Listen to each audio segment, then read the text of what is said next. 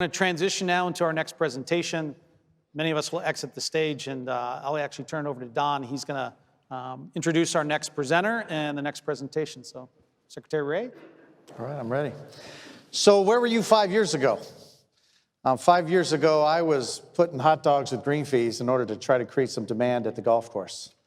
And now I'm raising the prices in order to try to control demand at the golf course.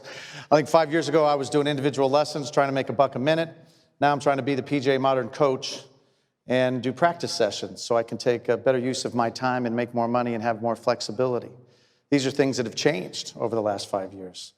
Many of you sit in this room and go, the PGA should have gotten into the tee time business. They got in it too late. We missed that one. Well, what's next? What's the next 5 years going to look like? You know, I think about the way as a PGA coach, you are training up your golfers. And there's ways you measure that success, right? I mean, maybe it's greens and regulations, maybe it's, shots gained, fairways hit. These are all metrics we use to see how good we're playing and how well our students are playing. So what are those metrics that you're going to measure your success as a golf course operator, whether public or private? There's got to be something. And so that's why we're really excited. You heard the news earlier in the year that we have a long-term partnership with Sagacity Golf to create something called PGA Operations Benchmark. What's a benchmark? It's to establish something so you know what's going on. I think all of us know that budgets are budgets. And if that's the way you're measuring your success, that's not going to be a good way to measure your success. It's like par on a golf course. If the rain comes in or the greens aren't good, par is just a number. But if we play in a golf tournament together, then we know who's playing better. I could shoot 78 and you could say, Don, what happened? But if everybody else shot 85, that means I won by 7. So how are we going to measure the success of our operators out there? The next guest we have coming up, Mike Loustalot, is going to show us that. Now, Mike, you got to know a little bit about his history. He's going to tell you, about how he loves the PGA, and he certainly is a friend of the PGA, but I'm going to give you a little bit more background because you need to know. When electronic tee sheets came out for the first time ever, DOS-based, that was Mike. He was in there.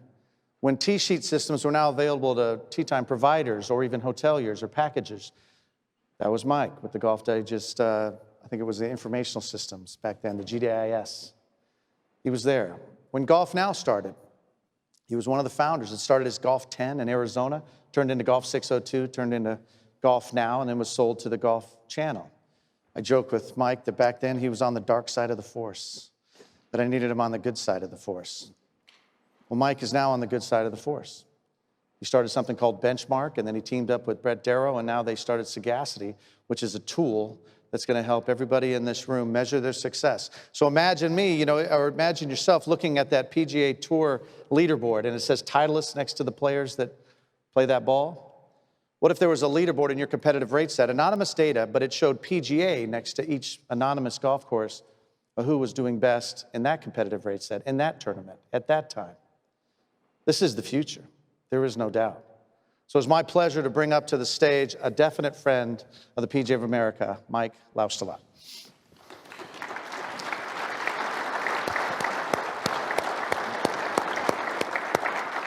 Thank you. Hi, Mike Loustalot. Nice. Good luck, bud. Thanks. You ready? I have plenty of people in the room to remind me if I've missed anything. And based on that introduction, I think there's not a whole lot to say, except where's the clicker? Thank you, Don. I appreciate that very much. It's really an honor for me to be here today. And this is my version of Bones, the caddy, okay? You hear the back and forth between the player and the caddy on the golf course, and so I realize that it's okay to have notes and it's okay to refer to them and talk to them a little bit because this is an important shot for me to hit, and I want to make sure I've got it right. So thank you. Do I have there we go. So there's 3 things today that I'd really like to accomplish, and they are, number 1, I'd like you to leave here with a clear understanding of what PGA Operations Benchmark is and why it's important to you. And number 2, If you're a public golf facility owner or operator, I'd like you to sign up. If you're a private facility operator, I'd like you to sign up to reserve your spot in line. So that's 1 and 2. Number 3, and I think probably the most important thing that I would like you to leave here today with, is an understanding and the ability to take this message back to the PGA members who elected you to be here to represent them. This is the creme de la creme in the room. You represent 28,000 out in the field, and you know, they're searching for their pathway through this industry, through this organization, and through this association. So I hope that the message resonates, and we can accomplish those 3 things. The first question that I need to get answered is, what is PGA Operations Benchmark? PGA Operations Benchmark is a tool that allows you to compare your performance to your market. That's it, okay? Simple point that Don's already illustrated, and I'll hit on again, is many of you in the room have just completed the most successful year you've ever had. Right? So has everybody else. So do you really know how well you're doing? That's what this report does. That's what this process does. It allows you to post your score and compare yourself to other people. Not other people. You compare yourself to the average of the other courses in your market. Another way to think of it is the summary sheet. You just had your best year, you just shot your best round. You shot 66, right? You post your score, you walk off the green and into the score set, post your score, sign it, and you walk out. And you don't know how well you did until you walk to the summary sheet, to the scoreboard, and see where you stack up. It is the same thing. I equate it to benchmarking as taking you out of the minor leagues of comparing yourself to past performance, your own past performance and your budget, into the big leagues of comparing yourself to your marketplace peers. Why does this matter to you? This matters to you because when you're able to demonstrate, the market goes up and down. Don alluded to it. It's windy and rainy, cold, and the scores are high. It's sunny, calm, greens are soft, and the scores are low. You're going up, you're going down. If you're able to demonstrate that you're performing at a level in an up market or a down market better than the competition, better than the marketplace, that's how you demonstrate your value to ownership. That's how you get paid, in my opinion. And you really get to answer the questions with real data, right? That's the other thing. Because, you know, everybody's been asked that question in this room. I've been helping courses for the last 6 years answer that question. How do we compare? I've been helping management companies answer that question to their owners. I've helped golf professionals answer that question to their management companies or owners, and I've helped golf course owners answer that question to themselves. No matter how good you are, or no matter how good you think you are, you really don't know. And that's the point of all this. Listen, this is an awesome opportunity, because to sit here last night, to be here in the room, to listen to the presentations and to hear the stories about mentorship and community and golf and lives and instruction and coaching, all that kind of stuff, it's fantastic. It's the essence of what the PGA of America is. But being able to focus on the performance of the facility is an important piece of the pie. Why public golf courses? Well, why public golf courses first? It's where we started. Sagacity Golf started with public golf facilities. We're committed to deliver a report to the private clubs, and we'll do so in 2022. So public golf represents 65% of the revenue in the golf industry. Jim, I think, mentioned 84 billion. When you break that down, 21 billion of it is golf operations green fees, okay? We know that if you grow green fee revenue, not only through increased occupancy like has happened over the last 18 months, but if you grow it through increased average rate, that revenue growth supports the growth of initiation fees and dues at private clubs. The rising tide lifts all ships.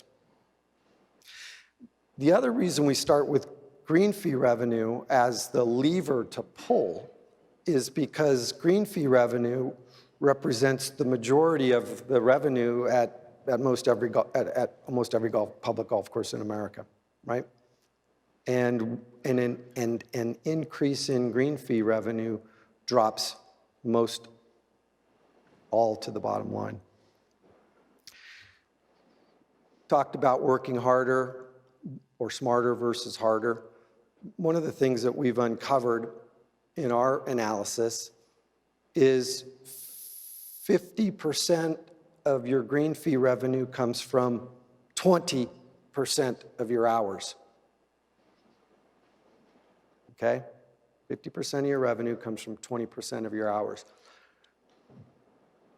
Those are the hours that have really gone untouched for the last decade or more. Okay?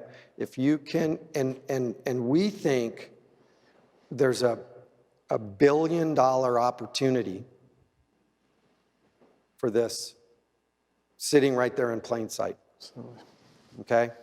And if you do the math, like we've done, depending on your price point, it's anywhere from $8,000 to $20,000 a month in green fee revenue growth that is sitting there ready to be captured.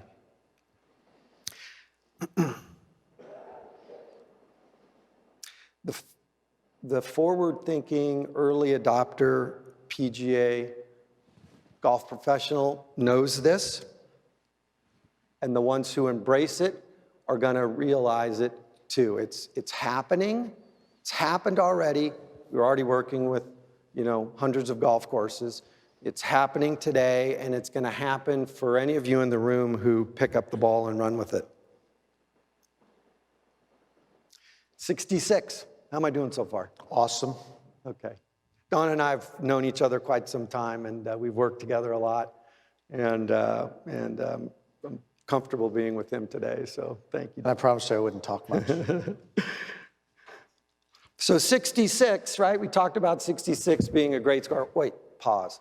Let me talk about me for a minute. Apologies to Mr. Richardson. 30 years ago, 1992, I was on my path to become a PGA golf professional. But as Don mentioned, in 1992, I lost my video. I'll bring it up. Okay. In 1992, I saw my first electronic tee sheet. I installed it at a golf course. I just opened a golf course in Central Virginia and installed an electronic tee sheet, and I saw the future in a blink of an eye. And I said to myself, this is where I'm going to be. This is where I can sink my teeth in and really make a difference for me and my family. So I saw the future. I wanted to connect all the tee sheets together. And so I spent the first part of that career helping some of you in this room I've met with personally over the years and tried to convince you that moving off of pencil and paper and onto a computer was what you needed to do. And then once you were on the computer, I said, hey, guess what?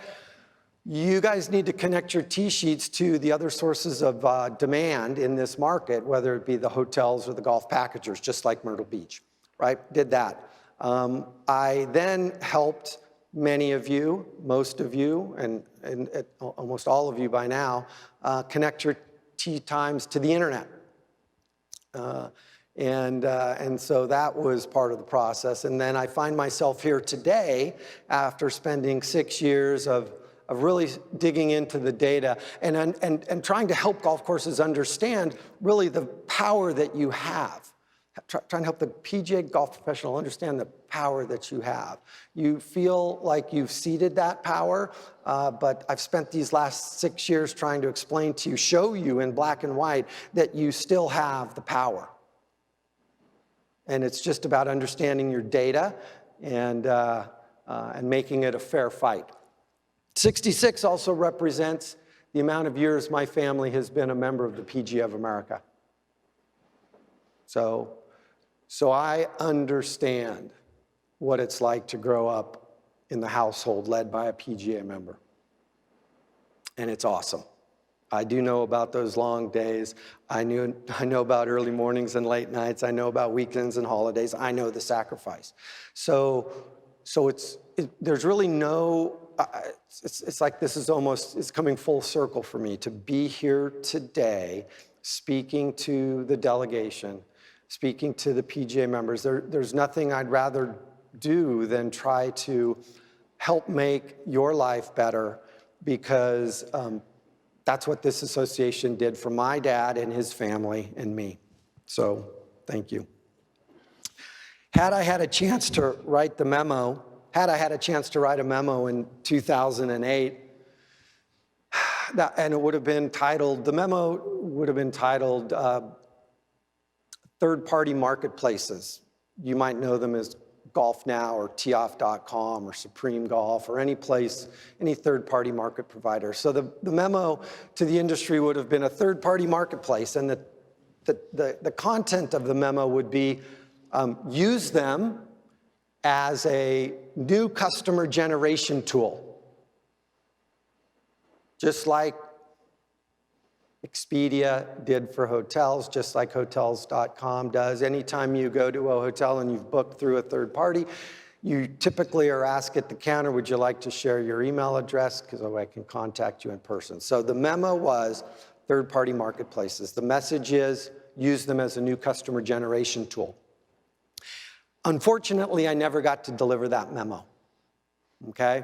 And as a result, too few of you in the room, too few of the early adopters and the innovators in the room understood that. Too few of you picked up the ball and ran with it, and that being helping everybody who comes through your door turn into a direct customer. And today, as a result of that,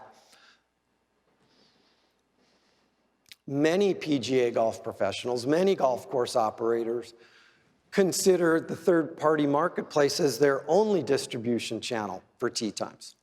And that simply shouldn't be the case. And I'll show you that that's not the case. So today, with this opportunity, we're going to be writing a new memo. And like we've talked about, like you're all experiencing, rounds and revenue is up.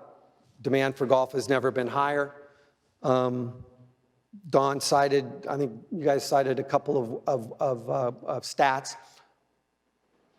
The National Golf Foundation just released a message from a survey where peak green fee posted rates are up by 11% year to date. The data in our system shows that the actual average rate at the golf courses who participate in our program, the actual average rate's up 13.5%, okay? Not just what's posted, but what's actually happened, real data. The other thing is that occupancy in 2021, year to date, is up an additional 12%, okay? And if you roll this back to comparing yourself to 2019, if you're not up by at least 30%, you're behind.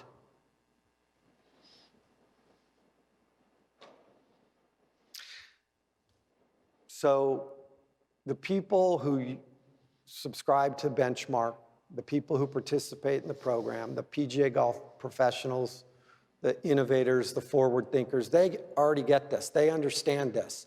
And they're certainly not the ones that are grumbling about their condition in membership. They're not grumbling about their owners not paying them.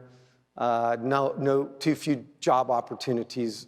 These are the ones that are realizing the benefit of understanding your data, leveraging your data to make your situation better. Don, do you have any comments? You're doing awesome. I'm getting fired up. This is the fun part for me. This picture represents the current state of the industry as it relates to your tee time, your point of sale, and your technology, okay? Because I've been in it. I've been digging in it for a long, long time, okay? And really what you're really trying to do is in order to do benchmarking, you really need to get everybody speaking a common language, okay? Well, yet there are 28,000 members, 15,000 golf courses, 65 or 70 or 80 point of sale systems out there, and it's a mess. And I know that most of you in this room have a trusted way you get your data out of your system, because when somebody asks you a question that's related to how did we perform, or what do our tee times look like, or what does our green fee revenue look like, you dive back into your system, okay? And if you're doing it like I would do it, you pull out the data out of your point of sale system and you start putting some numbers together, and before you go present, you want to say, wait, I'm going to do a little sanity check of my numbers. And I go over here to my P&L, and guess what? The rounds and the revenue don't quite match up compared to what the tee sheet says. Well, that's no surprise, okay? Because what I found out is that what's in the tee sheet isn't what's necessarily in the point of sale system, right? And let's talk about some definitions, like what's a round of golf? John? What's a round of golf? Is it a 9-hole round? Is it a 3-hole round? Is it a foot golf round? Is it a back 9 start? Is that a round of golf, right? How do you fill up your tee sheet? How do you fill up your tee sheet? We call it mix, right? Is your mix where it needs to be, okay? Group play versus public play versus promotional play versus loyalty versus member. How are you filling up your tee sheet? There are literally hundreds of thousands of fee names, millions probably, in every one of these tee sheet systems. The only way you can start to make some rational sense of it all is if you map it and transform it into something else. Just go home and look at your rate schedule. You know what I mean? And then there's the capacity question. You know? Are you 10-minute intervals? Are you 8 and 9-minute intervals? Do you do double T? Do you do a shotgun start? You know, when's your first time? When's your last time? So if you can't agree on what the definition of a playable day is, and you can't agree on what a round of golf is, and you can't agree on how you map it all, you're never going to get it done. Well, unfortunately for you, we've figured all that out. Okay, that's a big piece of pain that has gone away. Okay, we've figured out how to bring this all together, and it is with our partnership with the PGA of America and PGA Operations Benchmark. Sagacity Golf, we have a couple of paid products called Benchmark Plus and 4Caddy. That program, okay, is teed up and ready for you to go right now. And you know, what it really does more than anything, it reveals to you the opportunities. You guys are all guys, ladies and gentlemen, you're all entrepreneurs. You all work hard. You all know what it takes to work. This is about helping you work smarter. This is about helping you allocate your time where it can drive the most impact. This is about demonstrating your performance to your board, your ownership, your wife, your banker, right? And that's what this is about. Because what we want you to be able to do is we want you to be able to choose how you spend your time.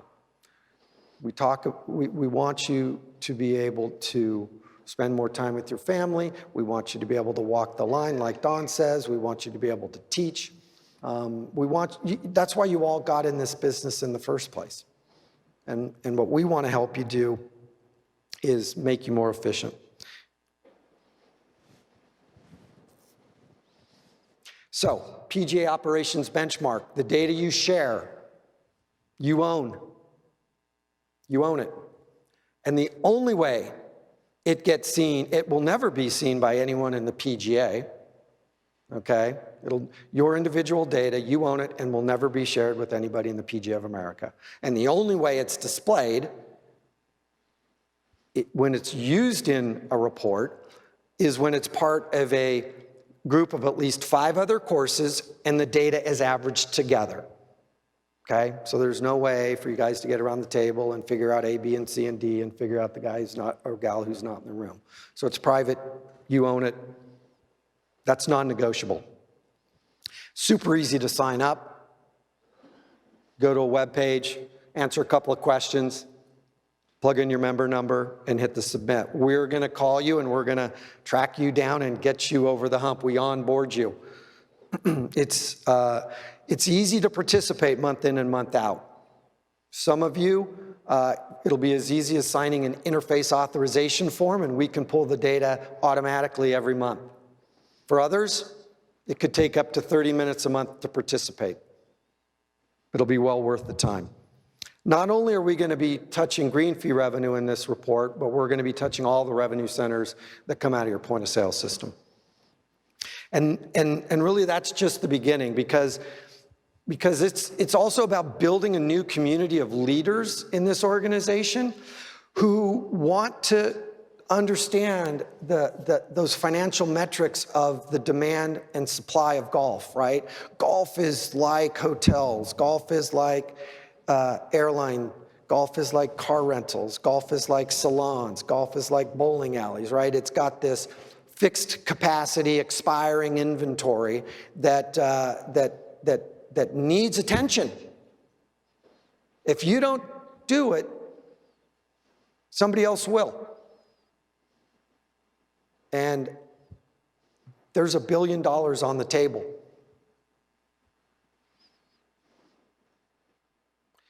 So you could take my word for all this, because after all, I've been at it for 30 years. And I just wrote a memo and I'm writing another memo. Or you could listen to this 5-minute reel of testimonials. Thanks.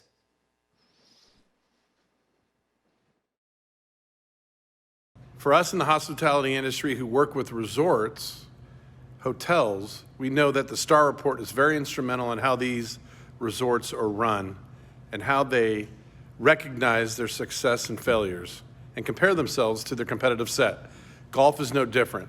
So to those golf courses in our competitive set that aren't already taking advantage of this, we recommend that they start and they look into this opportunity because it's really important on a macro level that we're all doing the right things, pushing our industry forward, and making sure that we're capturing as much revenue as possible. I would encourage everyone to view PGA benchmarking as the second wave of our growth of the game initiatives. Who doesn't love the PGA's PGA Junior League, Get Golf Ready, PGA Reach, and PGA Hope? Those initiatives are all clearly working, moving the needle. We've got record rounds played. Now we have an opportunity to benchmark and grow our utilization by just understanding how we stand within our competitive set.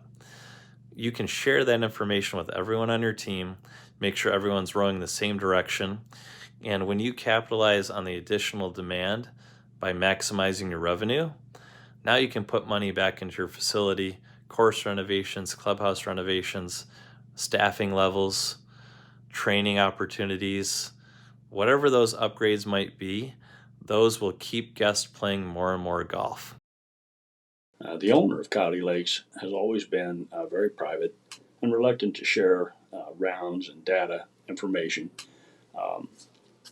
So when we took that leap, when I persuaded him to try Sagacity and see what kind of impact it would have on our tee sheet and our revenue per available round, We did it on a trial basis.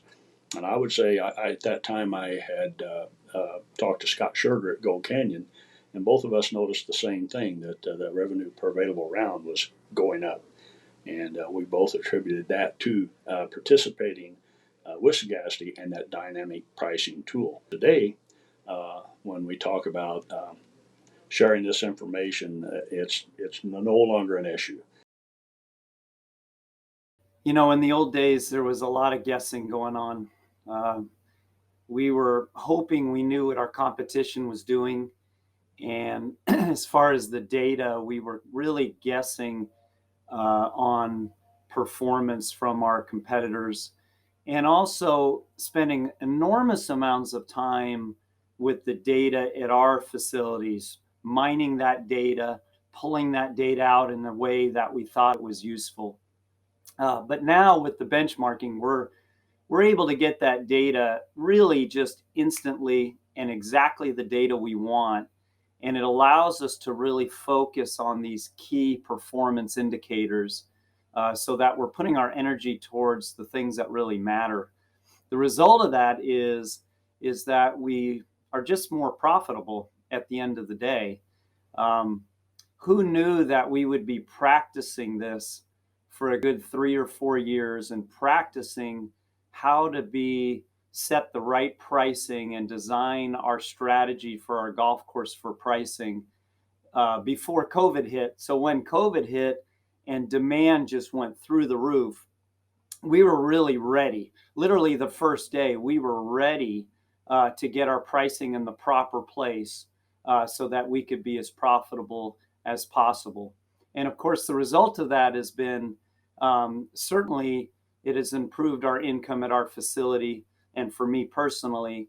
But in addition to that, it's allowed us to reinvest back in the property. A lot of capital improvements that we had been pushing back, we've really been able to knock those out, and we're still knocking those out. And I think it's going to set us up in a position for the future to continue to be successful. Participate in the benchmark program. That's my advice. I've used it for many years. It is such a great tool. It's one of the rare things you'll find in business where the benefits that you get out of it far outweigh the little effort it takes to participate or to start the program. And it will allow you to make decisions that you never could make before because now you have the information to make it. And what it will allow you to do is to create revenue strategies, pricing strategies to drive that top line revenue that will make you so valuable to the owner of the facility. And especially if the owner of that facility is yourself, you want to use this tool, you want to use this report to make the best decisions that you can make for your facility. So I highly recommend you use this report, you participate completely in the program, and you really dig into it and get the full value out of it. You'll find that it's something that you've been missing and you wish you had years and years ago. So right out of the box, the report's going to help you figure out if you got a third-party problem. The report's going to help you figure out if you have a mix imbalance. It's going to also identify the power hours for you, that 50-20 rule. So that's it right out of the box. Plus, you'll have the ability to schedule some time with some of our experts to talk about it. So my memo today is embrace benchmarking. Okay? It's the power to control your future. If you think that my perspective and experience means something and this message today means something, you'll go we've shortened the URL for you, pgaob.org. Go there and sign up. Many of you in this room control influential spots in your marketplace. Many of you in this room own and operate many golf courses, public golf courses. Vote with your feet.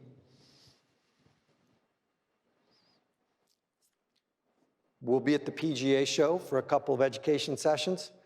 I'm happy to to bring this message in person, all you have to do is ask. Thank you. Thank you.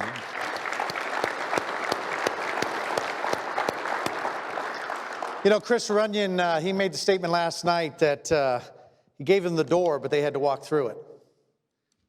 If you measure something, right, then you can manage it. And if you manage it, then you can get paid to manage that. This is a critical time in our organization, and I believe everything collectively is coming right now at this peak. We are people, and more people are playing golf. That's a fact. No doubt about that. And they're going to play more rounds in revenue, and who's going to manage that? Us. Who's got the hands of the steering wheel of the tee sheets? Us. Who's increasing rounds in revenue facilities? Us. So who's going to tell that story? A third party. PGA Operations Benchmark validates that we will be the best in the business. We are the best in the business, and we should get paid because we are the best in the business. Mickey Powell looked ahead. He said, what's next? This is what we have to do. Our past presidents have looked ahead. Right now, we're looking ahead. Right now, this is the moment. If you're not going to PGAOB.org right now to sign up your golf course, I know a lot of the information hit you today, but they're going to walk you through it. And if you're a private course and you're like, Don, doesn't really apply to me, hold your place in line because quarter 1, quarter 2 of 2022, we're going to have something for you also. We have 28,000 members. We represent thousands of golf courses, thousands of them. You're telling me if we don't circle those wagons right now and protect the data on our behalf to make sure that we make more money, proving that we drive rounds in revenue, this is the time. We already have the data. Let's secure it, right? Let's use that data to make more money. Better yet, let's use that data to have more time, because that's what we need in a work-life balance. I assure you, today is the day. We will talk about this day, obviously because of deferred compensation. Awesome. But I truly believe this meeting will go down in history because of deferred comp and because of what Will Robbins is going to say with the PGA Modern Coach, but specifically for PGA Operations Benchmark, because today is the day that the PGA sent to its members a tool that they could use to finally measure their success so they can get paid for everything that they do. So I encourage you right now, PGAOB.org, do it right now. Do it during the break. We're going to know, right, Mike, how many people sign up today? So I'd like to see at least, 5. Listen, final statement. You raised your hand to be in this room. You gave the oath. You said you'd be a leader. So if you're going to sign up your course, thank you. Very good. You got to tell 2 others. It's time to be leaders in this room. You guys are the innovators. You're the ones who are making decisions on behalf of the members of all your sections and all your chapters, 28,000. Let's not miss this opportunity. Today is the day. Thanks again, Mike. Thanks.